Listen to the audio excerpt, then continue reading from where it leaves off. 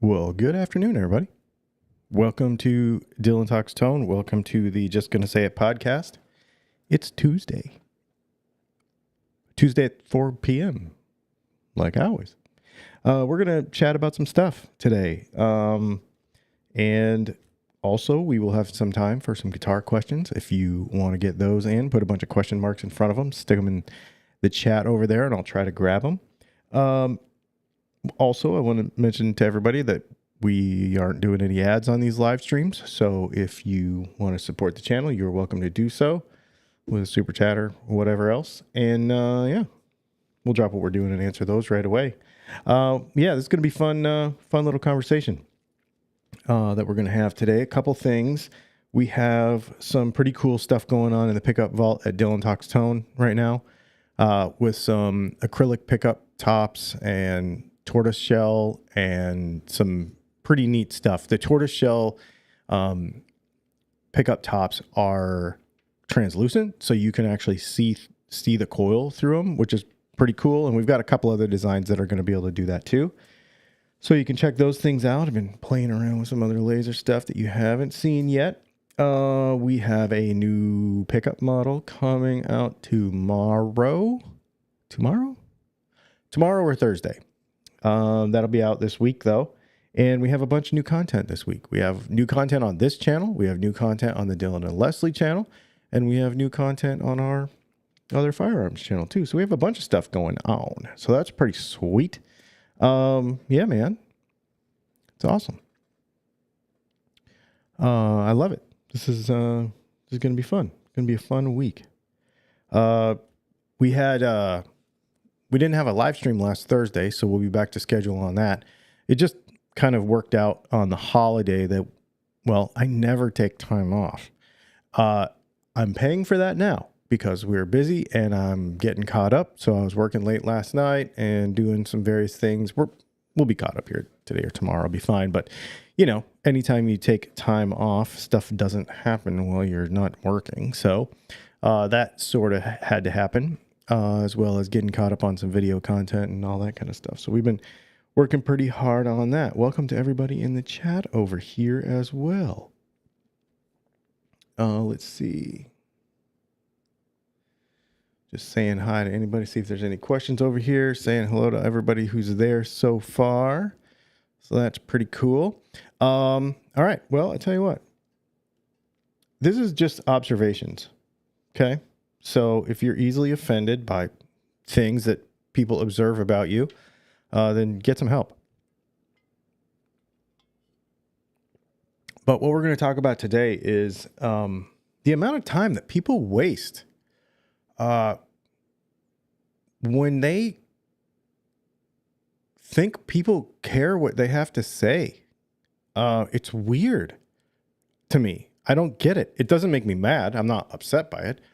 I'm just like, I went in the comments yesterday, or maybe it was a few days ago. It was a few days ago. And I mean, just this long, like 6 paragraphs long of like, why you should use a feeler gauge or whatever it is. I'm like, what in the world? Nobody cares. Like, I mean, we care, but I don't want to read a comment that's 5 friggin' paragraphs long. I mean, I appreciate the interaction because, you know, YouTube, it helps. But, like, what I don't understand is the majority of the people, like, just want to tell you how annoyed they are. Like, I'm super annoyed. I'm super annoyed. You used the wrong tool. No, I didn't. I used a tool I like to use. It's just funny. It's just funny. Something's been coming out of the woodwork lately. It's interesting to me the amount of folks that seem to hate the hobby of playing guitars because everything that comes out of their mouth is like this weird negativity. I don't get that. I don't understand why you don't like everything. So don't waste your time with it. I'm not going to read it. So, you know, I do one of these. I kind of like scroll by and I'm like, oh man, this guy, whatever. And I just keep scrolling. So just so you know, I don't read it. I'm not mad. I don't get upset. I don't get triggered like everybody thinks I do. But you would do better investing your time in more positive ways in a community, asking questions, being a part of stuff, having conversations about cool things. Like, guitars are cool. I love them. I think they're great. I got lots of them. They're neat. Guitars are really cool. And that's all that really matters, Why is my daughter calling me? She knows that I am doing a podcast right now. Let's just do this. I'm sure it's not an emergency.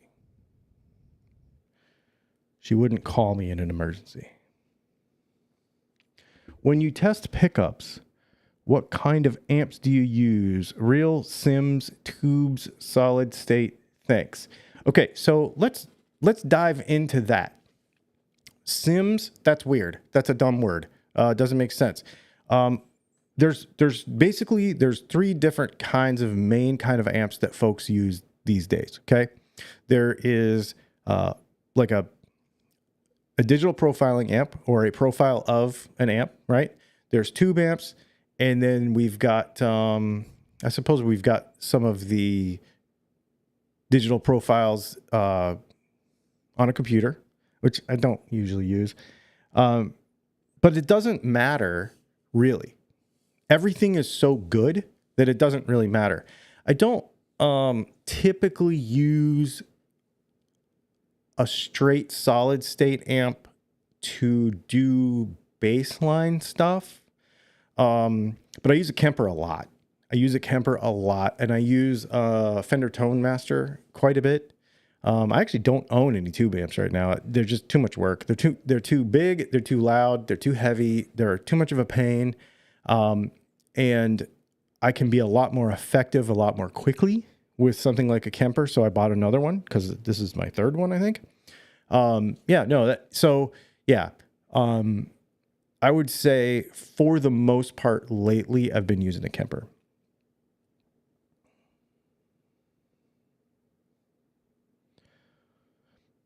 Yeah, I mean, I know what sim means, but it doesn't apply to this. It's because it's not simulating anything. This doesn't apply. Dylan doesn't get triggered. Don't let the gun wall fool you. That's funny. Hey man, it's the best therapy in town. Actually, my local range, there's a big sign on the front. It's like shooters, whatever. And it's like the cheapest therapy in town is what it says on the front of the building. It's kind of funny. Yeah. I feel like a kid on a road trip asking, are we there yet, about the Cerakote pickups, but I'm just so excited to see them in person and try them out. Yeah, they're in process now. We were waiting on a couple of things to go down, and those are happening. Those are happening. The sale has not closed on them yet, but we are probably going to close it maybe the end of this week. I'm not sure. It just kind of depends. Yeah, it's gonna be cool. Cerakoted pickups are neat, man. They're super cool. They look really nice, and they don't scratch really. I mean, you can scratch them, I guess, if you really tried to, but they just look really nice, and they clean up really nice. The thing I don't like about black hardware, I love black hardware on a guitar. I think it looks great. But 9 times out of 10, whatever they've used for, this, right? Since the 80s, excuse me, whatever they used on pickups gets like chalky and weird. And what's wild about that is even the new stuff. So like when we get new black hardware, black pickup covers and whatever, metal ones in the mail, like when we first get them from the supplier, they're brand new. They're already all chalked out, and you have to like repolish them to get them to look nice before I send them to you. And it's most of the time, anything that has any kind of buildup on it or whatever usually comes clean when you put wax pot them, not that black stuff. You have to sit there and polish it. I hate black hardware. So this whole Cerakote thing is kind of fun because of that. It's not cheap, but it is definitely better. I really, really like it a lot. Do adjustable pull screws introduce eddy currents? Ooh, That's a great question. Okay, so eddy currents. Eddy currents happen when you have a magnetic force perpendicular to a flat surface. Perpendicular to a flat surface. Okay, so if you have a magnet that's going up and down like this, and the north is my fingers and the south is the bottom of my hand, right? So let's just pretend it's like a strap magnet, and you put a plate on the top of it, you'll get eddy currents on this plate. And what that is it's these round kind of magnetic fields that sort of disperse, but the wrong directions, and they swirl. And what happens is it happens in that flat surface up here. Okay. But the moment you like create any space between them, it goes away.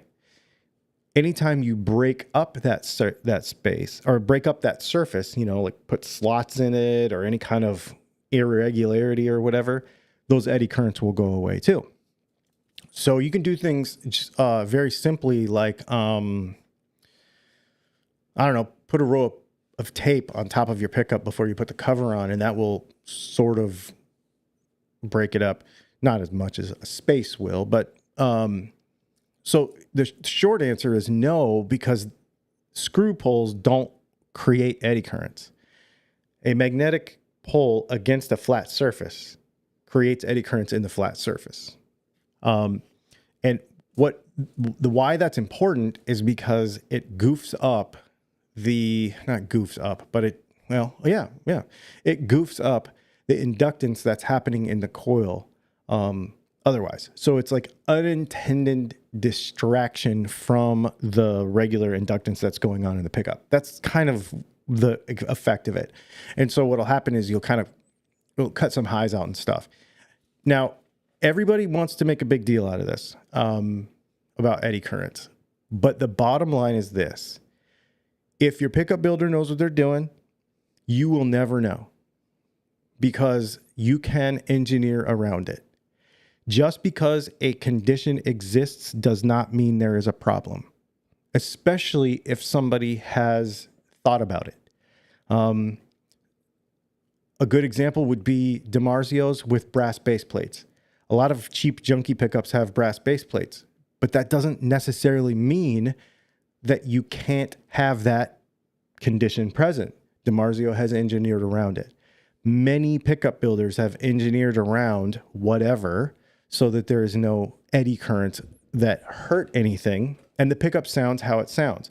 So this is a great example of kind of the subject for today, okay? This is a great example of a thing that wastes time. Okay, so when we're talking about not wasting time on YouTube, obviously in this context, ask a question, we talk about it, it's really cool. But I think this is one of those things where you can really overthink it. Don't worry about it. If it sounds good, it is good. I think what happens a lot of times is folks hear a term like eddy current, they hear that it's bad, then all of a sudden there's something that needs to be done to fix this problem in every situation. And all of a sudden there's a forum about it, there's a thread about it, and people are trying to throw around all these crazy ideas. And the next thing you know, the internet, and it will go in waves like this. You've seen this, right?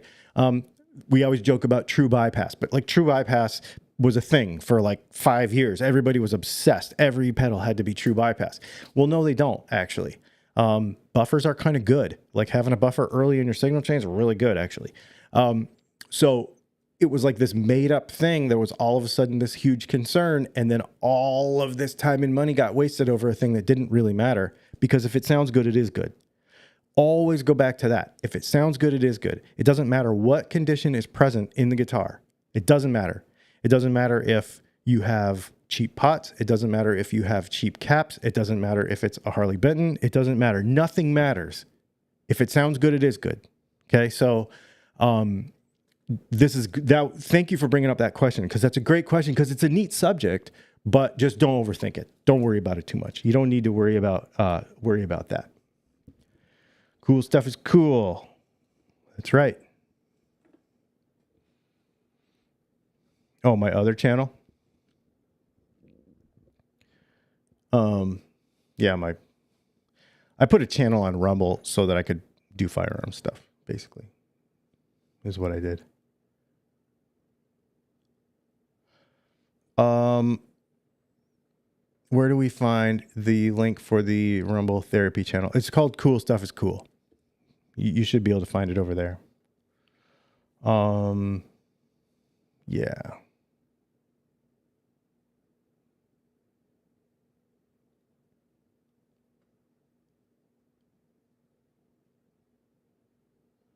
Let's see.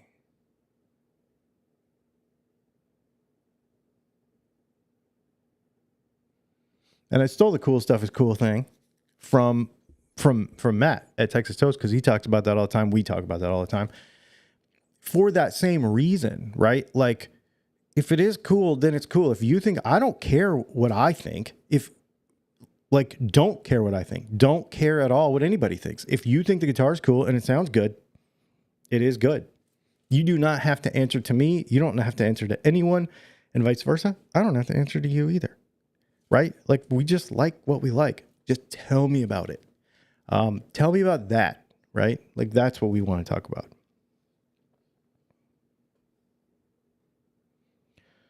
What's a good tool for removing old solder? I have the sucker kind of thing, but it's not that great.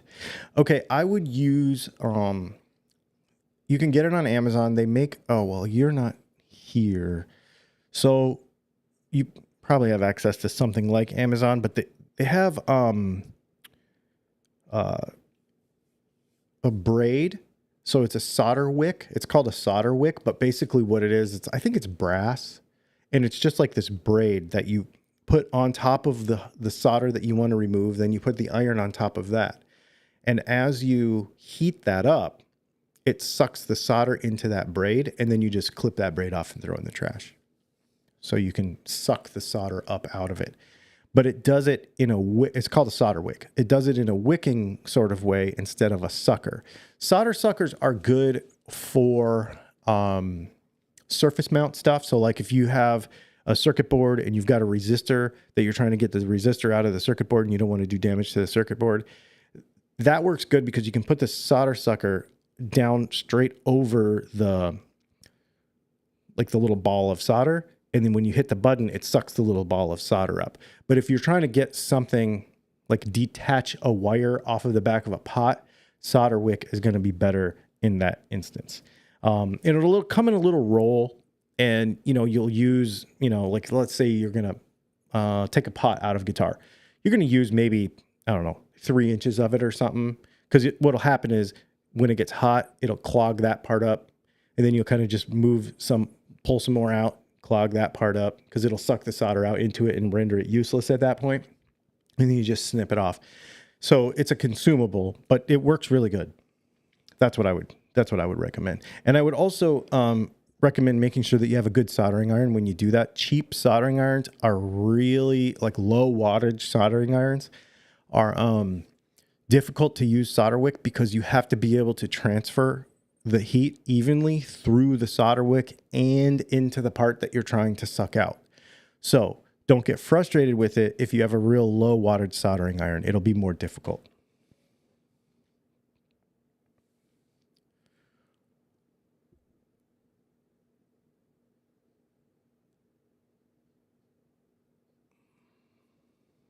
Let's see.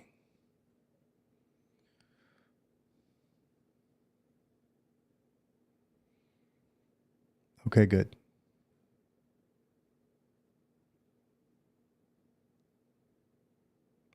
Jim Woodard just became a member. Excellent. Why is it that lowering the string height on an acoustic guitar by, let's say, 20 thousandths, we have to shave 40 thousandths off the bridge?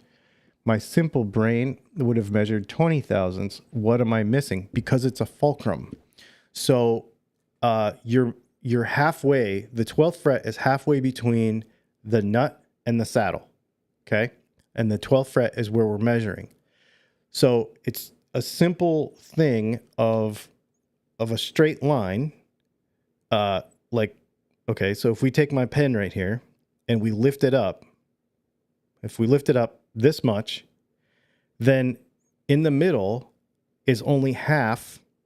So if we measure the distance from here to here, right? The total height that it's lifted up from horizontal, right? So let's say that's 1.5 inches or whatever. So that's lifted up 1.5 inches. If we come halfway, that'll only be half. So it'll be, 3/4 of an inch here. It's just a simple triangulation. That's all it is. And so when you're going over a straight line from the nut to the saddle, it's, since you're measuring halfway in between, you gotta go twice as much. So, and I guess the easier way to say that and understand it is, if you're measuring it at the 12th fret is going to measure half of what it is at the full length. It's just a simple triangle, basically. Is your aversion to high Vibromate? I don't have an aversion to Vibromates. I just don't like them. Only on a Telecaster or on a Les Paul 2. I'm thinking about getting a B7 from a Les Paul, and I've seen them mounted and they look fine. Is there something I'm missing? I don't. Vibromates are great if you don't want to drill a hole in your guitar. So get one, because you don't want to gamble on a Les Paul top. If you don't like it, you can take it back off. If I'm going to put a Bigsby on a guitar, it's not a temporary thing for me. I'm going to put it on that guitar. I like them. I know I like them. I've had them on many, many guitars. In fact, I have a Bigsby guitar coming this week. I love them. So there's no point in me. To me, the Vibromate is because you're not sure. Well, I don't want to drill a hole in my guitar. That's just because you're saying that you're not sure. So if you're not sure, then definitely use one. Because you don't want to drill a hole in your guitar and then not like it, right? So the reason I don't like them, I don't like any Band-Aid situation. Either fix it, do it right, or don't do it at all. Unless you're not sure, then definitely use one. That's what they're for. To me, a Bigsby is not a permanent installation. It's not. It's a let me try it. Because it's not meant to be a permanent installation. The reason I don't like them is because I don't like what they do to the string angles, because they lift the Bigsby up. Okay. So one of the things that makes a Bigsby work right is the break angle at the bridge, because, you have that, like the angle from the bridge to underneath the roller to then back up to the bar. Okay. With the little pegs in it. That's where the string mounting bar. All those angles matter. And if those angles are wrong, then the Bigsby A either won't work properly, or B, the strings will move around too much. Either way, you'll have tuning stability problems. So, because the tensions all need to be right with the angles and stuff. I don't like the fact that, like, for example, on a Telecaster, if you use a Bigsby, Vibromate, it lifts it up about a little over 1/8 of an inch. Okay. By the time you do all the stuff. Now, on a Les Paul, it can be even more because it's curved, because the whole thing's curved and then that plate's got to go underneath there. So just figure that out and make sure that you're not going to have a problem with it. But there again, if you don't want to drill holes in your guitar, you definitely want to go with that. But I don't believe them, because I mean, it says it right in the friggin' name. They are a temporary installation. So once you decide that you want a Bigsby on a guitar, take the Vibromate off and put it on there properly. That's what I would do. I'm at the point, obviously, I love them. So it's whether I just want a Bigsby on this particular guitar or not, I'm going to drill holes in it. Let's see. Well, Fender does it again. Hey, Fender player buyer, your player isn't as good as it could be, so we just made it better. Sorry, you paid $700 for the substandard model. I have no problem with that. I think they're always going to evolve in their weird, non-evolving way. Fender Strats are just always going to be Fender Strats, and they're going to find ways to make them, in the dirt bike business, we used to call it bold new graphics, right? Like you could get, there was a time when like a Suzuki and a Kawasaki were like basically exactly the same dirt bike. And then the new one would come out and it would be exactly the same dirt bike. And we would just call it bold new graphics because they would just like change they'd stick new graphics on them and they would look different. So we would just call it bold new graphics.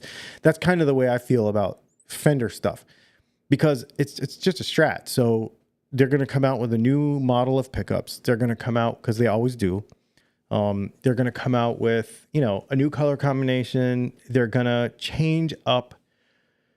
They're going to figure out ways to make the more legit hardware choices more cheaply. So you can get like an American Vintage 2 style guitar in a less expensive guitar, or they're also going to figure out ways to make a more modern one that you have to fiddle with less. All those things, they're going to just do that stuff. Like it's no big deal. And they're always going to evolve. So, people are like, well, we want new stuff. And then they make new stuff and they're like, well, I just bought the old stuff. So, can't win really.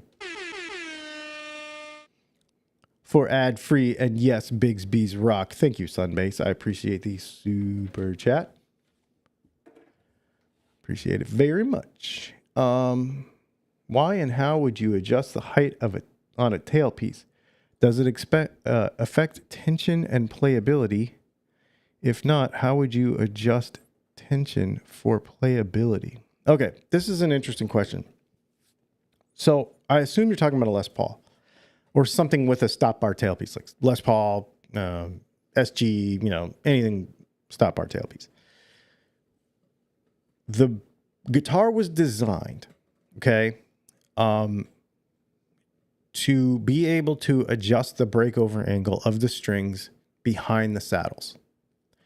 On some bridges, the strings will actually hit the back of the bridge.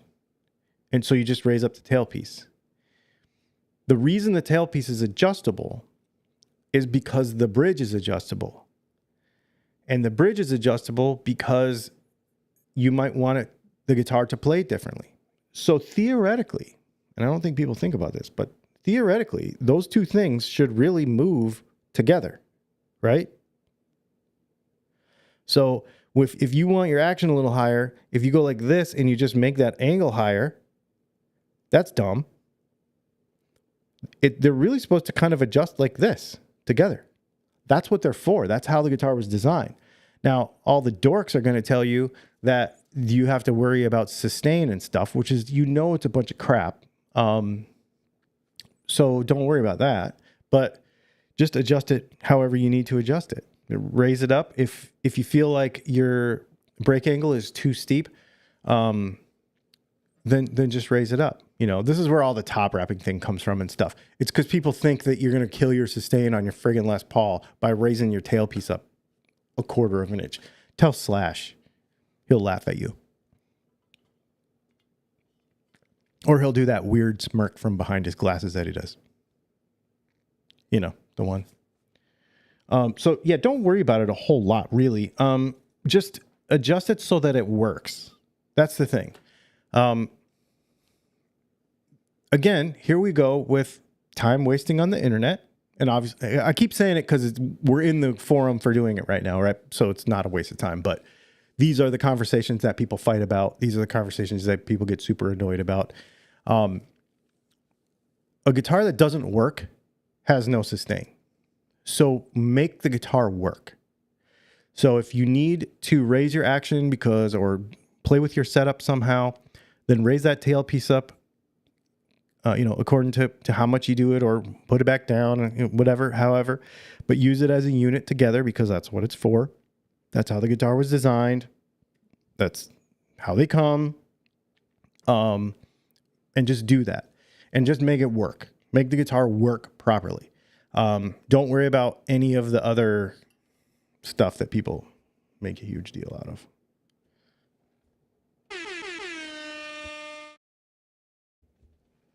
Let's see. Sean McMillan, thank you for the super chat, but I like doom scrolling. LOL. Ad free. Yes, I know, right? It's kind of fun sometimes. What about the Squire Paranormal troublemaker style this year. Those are cool. I've seen a few videos on those, and those are neat. I've kind of had to kind of hold myself back from buying one because I think they're really kind of cool. Is there a tool for a stripped out truss rod? That's scary. I don't know. I don't know. I don't know the answer to that. If they called the new Fender player the Fender Instrumentalist, would that make it better? That's really funny. Yeah, you might check StuMac. I've never broken a truss rod. I'll tell you right now, that's something I do not have experience in. I don't have experience in that. Don't know anything about it. Like that kind of next level, like super hardcore when it comes to restoring old stuff, that people have to do, like steaming off fretboards and replacing truss rods and, fixing cracks and all that. I have never done any of that stuff. I don't have any interest in it. It's just not something that I've ever gone down the road of learning because I don't really care about it. If the guitar's broke, I'll just send it to somebody. I have a guy that I take that stuff to. I had a bridge crack on one of my old guitars, and I had somebody I sent that to somebody and had them fix it. So, I don't know. It gets to that point and I'm just like, nah, you have to have so much stuff around, tools and everything, that I just have kind of never gotten into that part of it.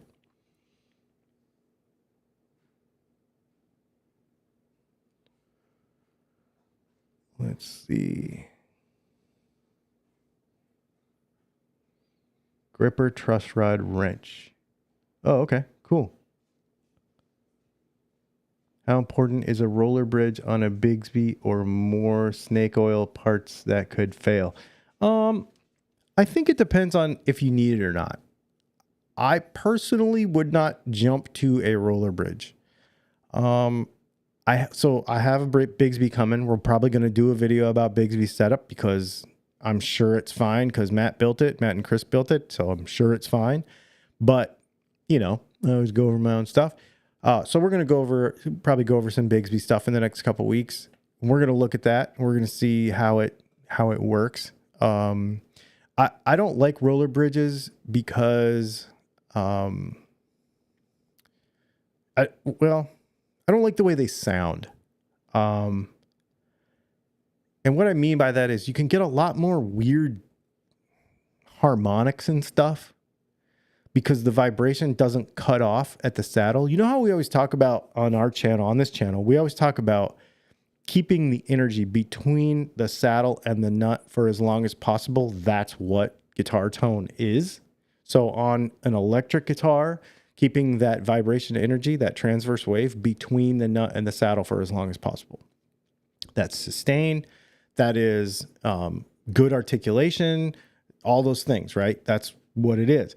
Well, when you have a roller bridge, you do not have a clean breakover to do that. And so what happens is energy escapes over the top of the saddles into those long strings, and you'll get weird like vibrations and stuff. And people will say, well, just put a piece of felt through there or something and it'll stop that. That's not the point. Yeah, you can do that, but that's not the point. The point is that you're losing energy that you should have over the playing surface of the guitar, should be over the playing surface of the guitar, not out in the bridge somewhere. So if you put, because here's what happens. When you pluck the string, the transverse wave, and I don't think people realize this, but it doesn't go up and down like they show in the, that goofy like balloon looking thing. It doesn't do that. Like they show in drawings and stuff. It's actually a transverse wave that when you pluck it, it goes from one end to the end, back and forth and back and forth and back and forth. Well, if you have a roller bridge, what happens is the energy loses some as it goes over the back. And it gives you those kind of extraneous noises and stuff. Well, if you put a piece of felt through there, then it doesn't solve the problem. It just more quickly dampens it. So it's not a good way to solve it. I did a roller bridge video like a long time ago, and people were like, well, just put felt in there. This is the wrong way of thinking about it. I'm like, no, you're band-aiding a problem that needs to be fixed properly. So I would rather have tuning stability issues than a roller bridge. but there's ways to make tuning stability things not a problem. So we'll look at that. I'm excited to look at that. When I buy your tellies, let's see, I need a pair of the screws and springs. Oh, okay.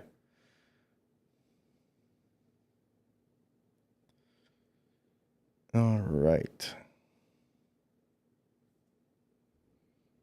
You think TTG has a video about a stripped truss rod? That's good to know, because I didn't know that actually. No, that's cool. Let's see. Ditch these real quick. Sorry, I'm trying to keep up all the things here.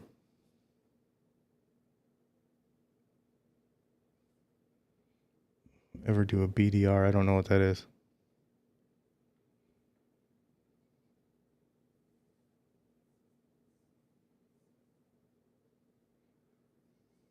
Yeah, I think keeping things clean is the biggest thing. Keeping as much energy over the pickups. That's what you want to do. Oh, super chat. I made a couple P90s. Thanks, Doc. I made a couple P90s with Alnico 5 slugs. Turned out very clear. Basically a huge Strat single coil, but worth the experimentation. Thanks for the advice. Yeah, that's basically what our Enduro is. It's really good. Thank you for the super chat too, Don. And yeah, I'm glad you tried it. It's pretty cool. So the Enduro that we make is basically that. It's just a little, not wound quite as hot, not quite as many winds because you can't really fit them. But that's really cool. That pickup, that Enduro pickup's really neat, and that's basically what that is. 1/4 inch tall, just like a P90, but with magnetic slugs. And I thought about making them in a regular P90 shape with some of our acrylic too. That might be kind of fun. Because that's something we could do now, actually.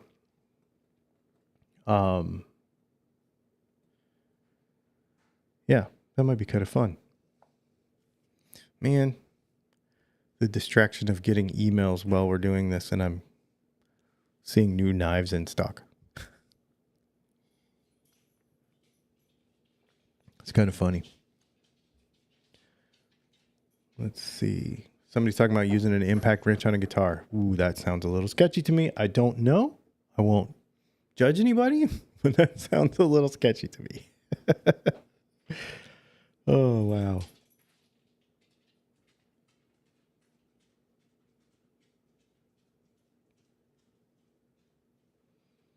Gibson's lawsuit against Dean has been thrown out and a new trial is ordered. Is that true? Wow. I don't know the answer to that. That's interesting.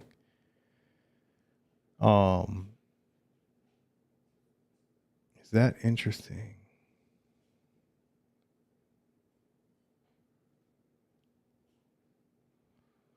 Dylan, I love your leather humbucker pickup. Oh, cool. Yeah. Yeah, I like doing those. They're neat. The leather tops. We're playing around with some other stuff too. I got that they make this spray. So the reason like we can't engrave pickups is because basically the reflection doesn't allow it to burn. So it just bounces off. Like it's light, right? So it just bounces off. But they make a spray that you spray on it, and it's basically like it's powder coated. So you spray the spray on there, you let it dry, and then you put it in the laser and you burn a design on it. And then when it's done, you rinse it off. And basically what it does is it like cooks that whatever was burned on, and the rest of it rinses off. So you get a negative of what you just did. It's really neat. So I've been experimenting with that. I laser engraved a skull onto a humbucker the other night. And I was like, this might be kind of fun. I mean, I cut them too short. Oh yeah. So here's what I do with that. Our pickup screws, well, all pickup screws are really long, right? Like humbucker pickup screws are usually they're too long. So typically what I do is I screw them all the way in. You know, I get them into the pick guard or whatever, however. And then I cut them afterwards. And what I do is like when I make loaded pick guards, I made one today. I screw the pickup all the way down until it's flat with the pick guard, because it'll never go lower than that. And then I flip the pick guard over and I look at the screws sticking out and I snip them off after they're in the pickup. And after the pickup is, after the pickup is adjusted all the way down flat with the pick guard. And then that way you have enough room to do what you need to do, but they will also not be too long. If you leave humbucker screws full length and try to like put them in a single hump Strat, for example, typically they won't fit because they're just too long. Do you like neodymium pickups? I'm not a fan. I don't, only because, I mean, like if it sounds good, it is good, right? Like I don't have anything bad to say about it. I don't think they're necessary, and they're harder to work with. So like, why would you do it? I guess that's like you do it because you can kind of thing. I suppose that's a reason to, because I've done things for that reason, but they don't fit into what I do. So I don't really go down that road. And I know guys that build bass pickups and stuff and they use them a lot, but in a guitar, it kind of doesn't make sense. They're too strong. People already want to make a big deal about string pull, but with an Alnico pickup, it's not a big deal really, but with a neodim, it could be like, yeah, it could be. So I don't know. I'm just not a big fan.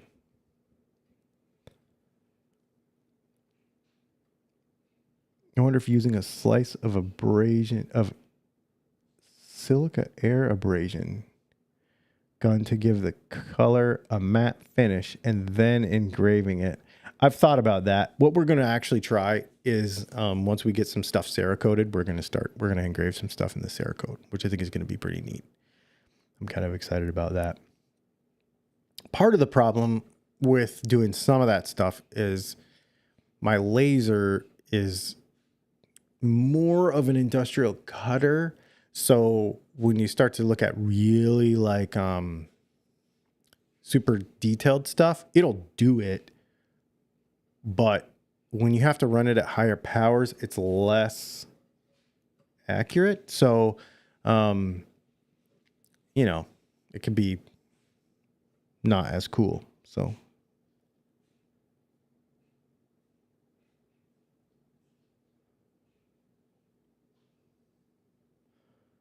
let's see.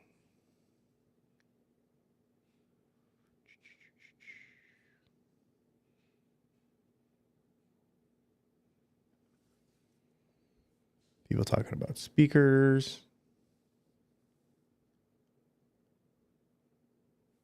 According to what I just read, the latest Gibson request for a cease and desist based on Dean not stopping has been ordered to trial. The original judgment is not affected.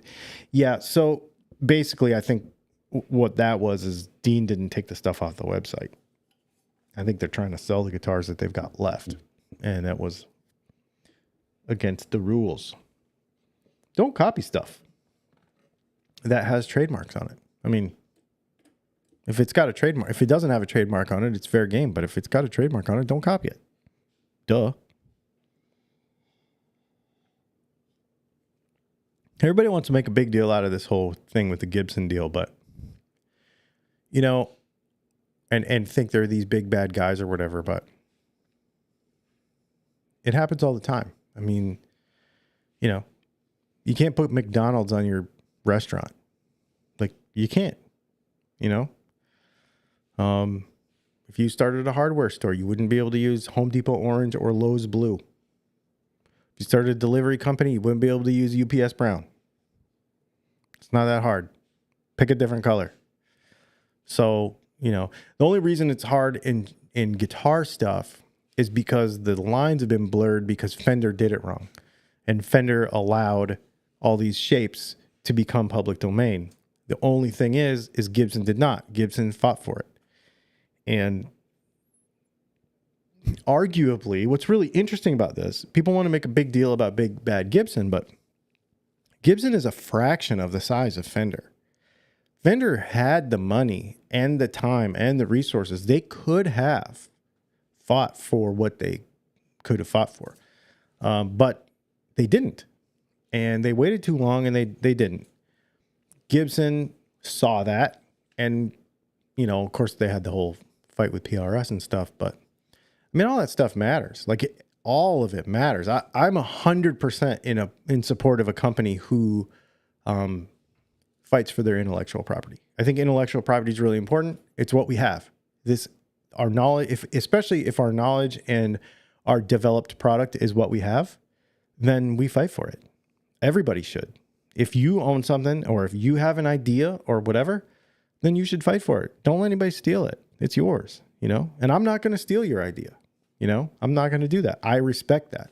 I wish guitar players would kind of get their heads out of their ass with that whole thing and just realize that this stuff costs money. Developing products and all that stuff, it costs a lot of money. And a lot of money on the, like the parts aren't that expensive, but the work and the time and the legal side of it, and I mean, all that stuff. I was just talking to somebody last week about how to ship a guitar to a particular country, and you're like, holy crap, this is a pain. Like, look at all this work I have to do just to ship a guitar. Like, and all the legal stuff you have to, and I have to sit here, and this is the thing you got to think about too. I don't get paid to like sit here at 9:30 on a Sunday night and research like how to import guitar parts to India because I have a customer who wants to buy parts who lives in India. It's kind of a pain because they have a weird thing about electronics. So here we go. I got to spend 2 hours on the internet hoping I'm right so I don't get in trouble, and accept that liability and decide if I can sell something to somebody in India. Like, nobody pays me for that. Like, so here I am working on a Sunday night to do that. Like, those are the things that nobody sees. Everybody's like, well, I could get the parts for blah, blah, blah, and it should only cost that much. Well, probably. But while you're selling insurance on Monday, watching one of my videos, I'm figuring out how to ship something to India, and I'm not getting paid for it. So there you go. Do you think there's equivalent of hi-fi audio with guitars and guitar gear? Would this be a good comparison to vintage gear and tone that only comes from special products? I think a lot of people try to make the hi-fi and guitar comparison a lot, but it's not the same. As a person who knows both sides of that, I went to school for consumer electronics first and hi-fi. This is another one. So we're talking about time wasted on the internet that a lot of people spend a lot of time arguing about. And it goes back again to just because a condition exists doesn't mean it actually applies. So, just because you need an expensive capacitor in a tube amp for a turntable, does not mean you need that same expensive part in a guitar. Because the technology, even though, it's a capacitor and you need it in there to make music, and you have a capacitor over here and you need it to make music, it's not the same. The technology is not applied the same. And the tolerances are not the same. All that stuff's not the same. So I think a lot of people make those comparisons to try to, justify conversations or something. But I don't think you can't really, because it doesn't apply the same. The rules don't apply. I mean, it's all physics. It's all electronics. It's all E over IR. It's like the same thing, right? But what you need that very simple formula to do is different for a guitar versus a hi-fi situation. And so it's hard to make those comparisons. A lot of people try to, but I don't.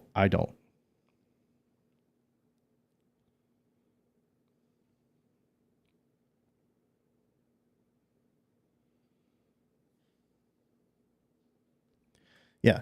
And I think people just stop. I think people compare stuff too much anyway. Somebody asked me the other day, because, these people get on my case. The just as good as guys get on my case all the time when I say that. So they'll try to make fun of me. Well, is your new guitar that you're getting going to be just as good as a Gretsch? And I'm like, I don't know. It's up to you, I guess. I don't compare them. I don't have a reason to compare them. Why do we need to compare everything? Why does it need to be compared? It doesn't. Allow each thing to be the thing that it is and decide if you want it or not. It's not that hard. You do it with everything else. I mean, nobody says, well, I guess unless you're cheap. And then people say, well, I can't afford the nice thing. Well, you could if you save for it. Not very tolerant of that argument.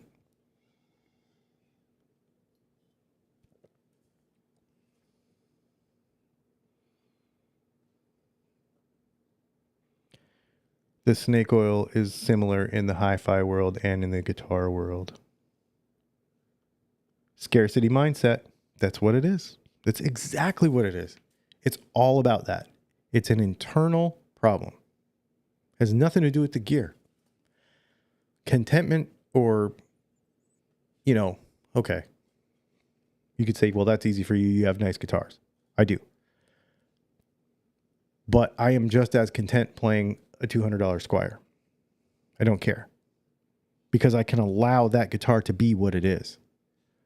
I know the difference. And this is where I think you should always aspire to have something very cool.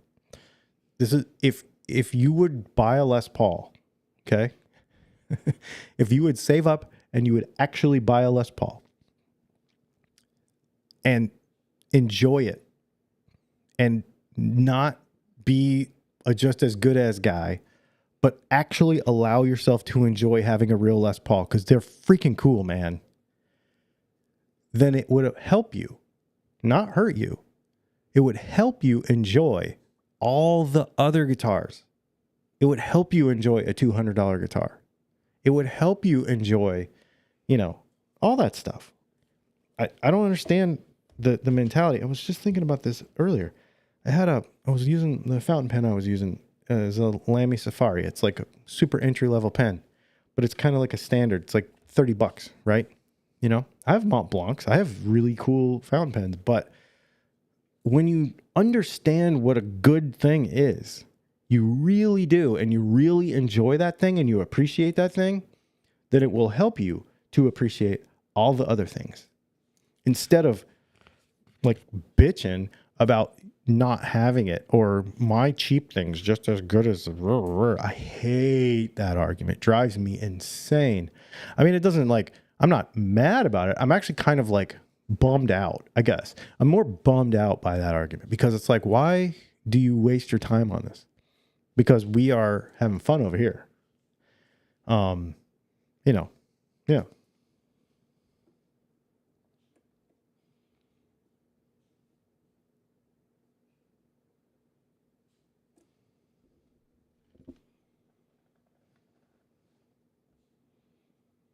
I'm telling you, my $200 chips and after some work is amazing. And it may be, which is totally fine. That's really cool. But it's not as good as a Les Paul. It's just not. So just know that and be cool with it.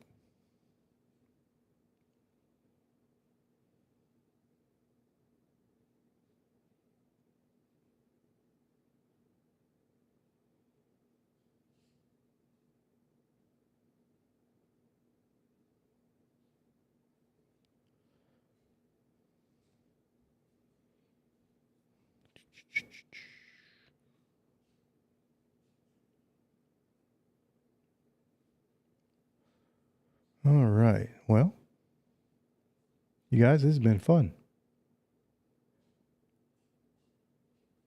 Thanks so much for hanging out. I like doing these podcasts on Tuesdays. I think they're great. I guess we will see you. I'm hoping to put a video out tomorrow because I got a new pickup that I want to tell you about. It's pretty cool. I got a new guitar that I want to tell you about that you haven't seen on the channel yet. Maybe I shared a picture of it. It's got a pretty cool story. So we'll probably put that video up tomorrow. So yeah, thanks for hanging out. We will see you tomorrow.